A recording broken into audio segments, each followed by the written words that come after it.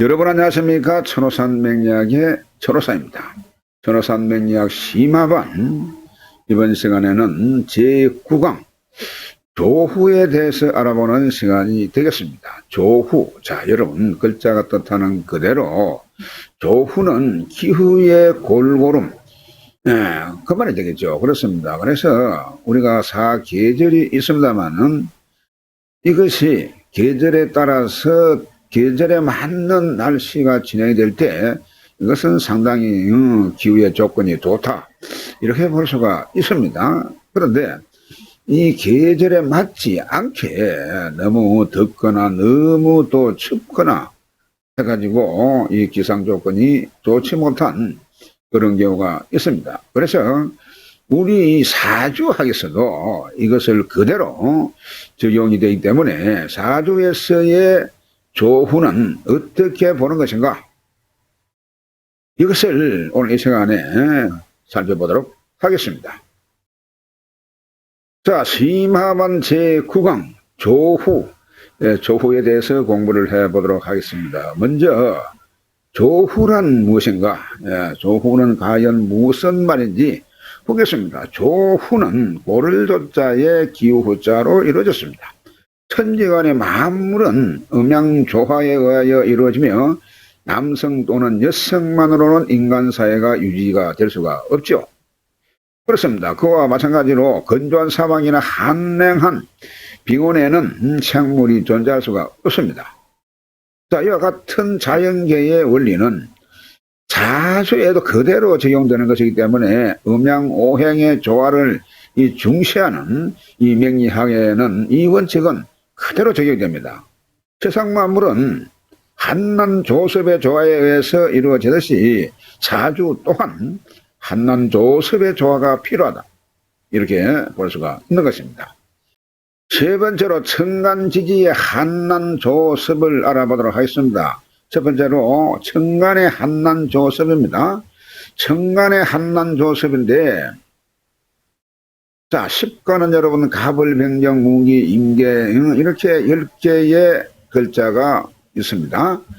그래서 여기에서 갑을, 병정은 이것은 목이고 화죠.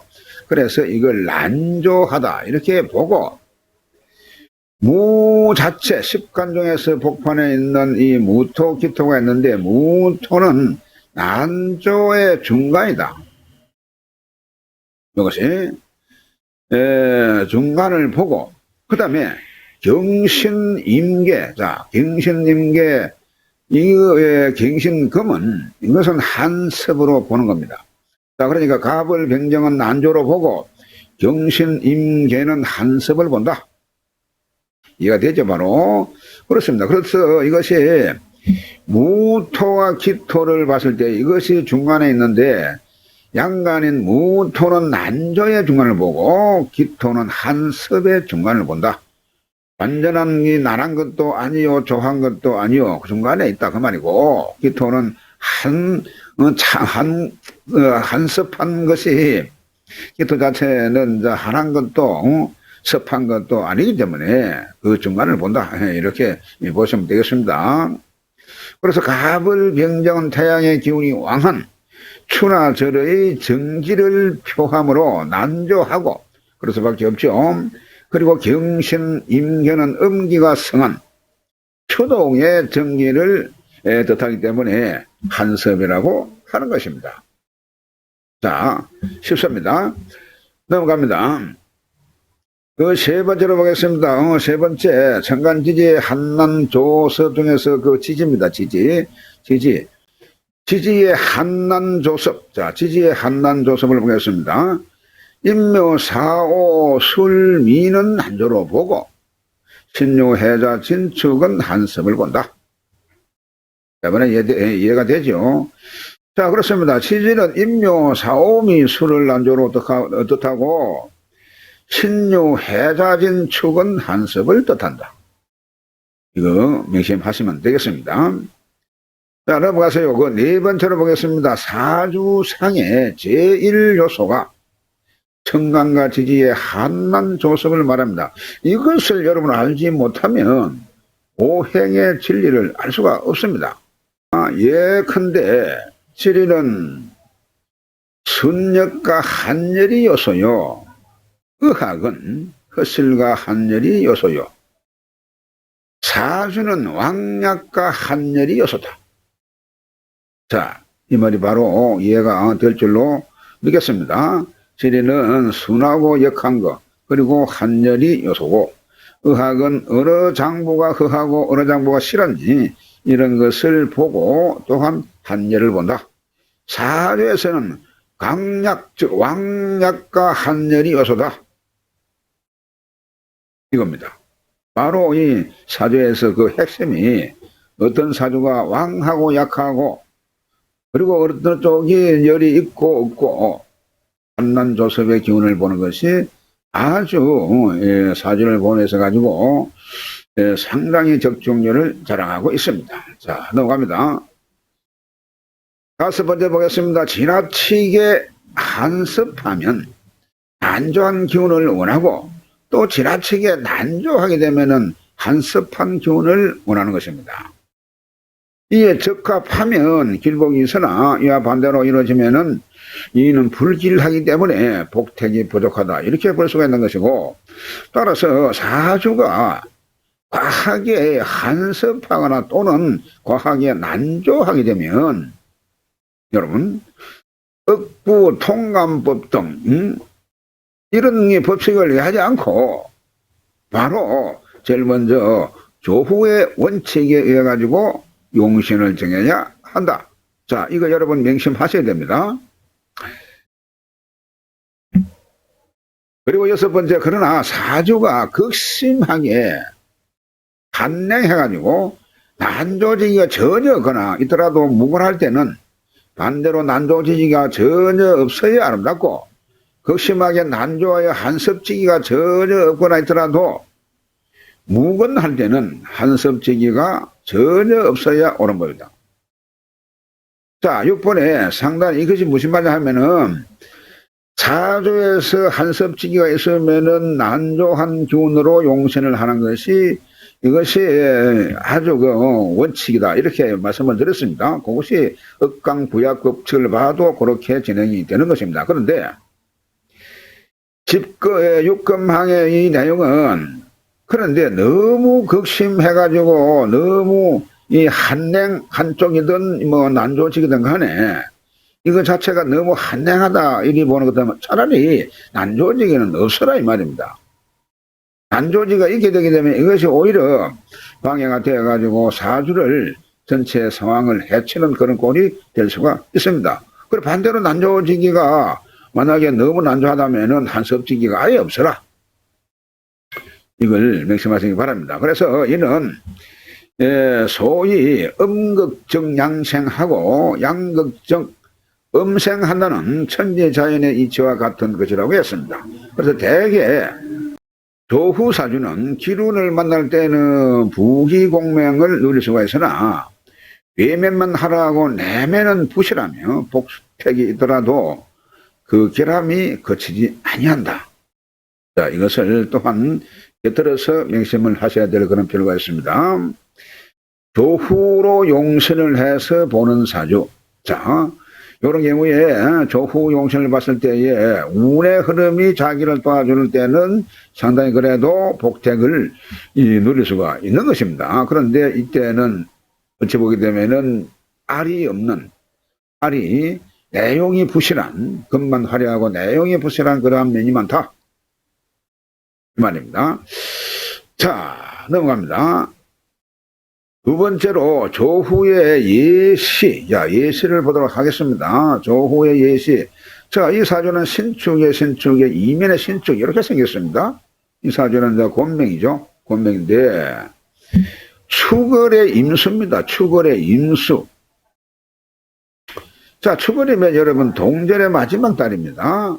소환대한절인데 이것이 축월의 임수이다 보니까, 그리고 사주가 처음보다 이 한섭지기로 이루어졌습니다. 보게 되면은. 그래서 이 자체야말로 음동절, 음동설안에 태어났는데, 천만다행이란 말이죠. 천만다행으로 요 인중에, 여러분들, 인중에 병화가 있습니다. 인종의 병화. 처음 보는 분은 그 인종의 병화 안 보입니다. 이거 사실은 안 보이게 되는데, 그래서 항상 지장간의 사주에서 미치는 영향이 엄청나게 강하게 작용한다 하는 것을 여러분은 명심을 하셔야 될 필요가 있습니다. 그래서 항상 지장간도 까지도 내가 뚫어봐야 될 그런 필요가 있는 겁니다. 이 지금 축은 이 축이 아닙니다. 사실을 보게 되면은. 축월이기 때문에 동절이요. 이 축 중에는 계신기가 있습니다. 계신이 있습니다. 천간계수. 자, 계수가 있고, 이 신은, 요 축 중에 신이 들어가 있죠. 그래서 이 축은 사유축 금국의 고지가 됩니다. 그래서 이 사주는 엄청나게 찬 그러한 구조로 되어 있습니다만은 여기에 인종의 변화가 있다 보니까 인종의 변화가 있어서 상당히 좋은데 이것이 운의 흐름이 거기다가 더하기 운의 흐름이 임묘진 목화로 가기 때문에 그러다 보니까 아주 좋은 남편을 만나고 친정도 시댁도 모두가 번창한 그러한 사주다. 이렇게 볼 수가 있는 겁니다. 그래서 이런 것이 어찌 보게 되면 사주가 너무 강해가지고 이것이 쓸모가 없는 그런 사주처럼 보일 수가 있습니다만은 사실 자세히 보게 되면은 요 인종에 병화가 있다 보니까 이 목은 인종간목은 인종병화를 생합니다. 그래서 목생화 이렇게 진행이 되는데 이 대운이 이 운의 흐름이 목화로 흐르죠. 그러다 보니까 이것이 상당히 운빨도 받고 말로 하자면 그래서 또 남편이 공약이 되고 친정과 시댁도 아주 같이 아울러서 번창했다. 예, 그러한 내용이 되겠습니다. 넘어갑니다. 그 두 번째 보겠습니다. 이 사주는 병신의 신축의 경진 이렇게 생겼습니다. 자, 그래서 이 사주는 경금이 축을 해놨습니다. 경금이 축을 해나고 전체적으로 사주가 토생금 해가지고 요렇게 전부가 한섬칙이죠. 그렇습니다. 그래서 앞에 사주와 마찬가지로 조후용신을 정해야 되는 것입니다. 조후용신. 자, 그러면 이것이 지금요, 조후용신은 그런 병화가 용신입니다. 병화가. 그렇죠. 이 병화가 하극금 하면서 이것이 관성이 이것이 용신이 되는데 자, 여기서 중요한 대목입니다. 앞서 공부를 했습니다만은 연간의 병화가 신금하고 이렇게 합을 합니다. 병신합. 그러다 보니 이것이 기반된 겁니다. 지금 기반되어서 이 병화가 꼼짝을 못하는 이 사주에 도움을 주는 그런 글자가 못 되었다. 있기는 이때 도움을 주는 사주 글자가 못 된다. 그런 내용이 되겠습니다. 그런데 이것이 천만다행으로 말이죠. 천만다행으로 여기서는 덕을 보지를 못하는데 임묘진 사오미로 사실 운의 흐름이 이렇게 흘러가는 겁니다. 보게 되면. 목화로. 그러다 보니까 이것이요, 북이 동남목화로 가니까 북이 상전했다 그런 이야기인데, 그래서 이것이 국회의장까지 재는 사주다. 그런 내용이 되겠습니다. 그래서 이 대운을 보게 되면은 무신운에 말이죠. 이게 이 무신운에 이 64대운 무신운 중에 경자년에 자, 경자년에 이때가 65세가 되던 해라고 합니다. 그리고 경진월이 경자년에 경진월이 당도를 하니까 대운의 신하고 경자년에 자하고 월운의 진하고 신자진 하면서 이 삼합 신자진으로 삼합 수구를 합니다. 그러다 보니까 전체가 아주 한섭해가지고 그야말로 북극의 빙원처럼 말이죠. 일점의 난조한 기운이 없다 이렇게 보는 겁니다. 그 순간에 없어지는 거예요. 완전히. 그래서 이때에 참사를 당하고만 그러한 사주구조다. 이것이 과거 국회의장을 지내신 신익희 선생님의 이 사주라고 전해지는데, 일단은 이렇게 전해지는 것이기 때문에 그렇게 이해를 하시면 되겠습니다. 어쨌든 운의 흐름이 이렇게 흘러가다 보니까 이 대운의 신하고 경자년의 자하고, 대운신 경자년의 자하고 고해의 진놀이 되다 보니까 신자진 수국삼합을 하게 되면은 영원히 이 병화를 그냥 꺼버리는 수극화 해가지고 그런 경우가 되죠. 그렇습니다. 자, 그래서 참사를 당하고만 사주다. 넘어갑니다.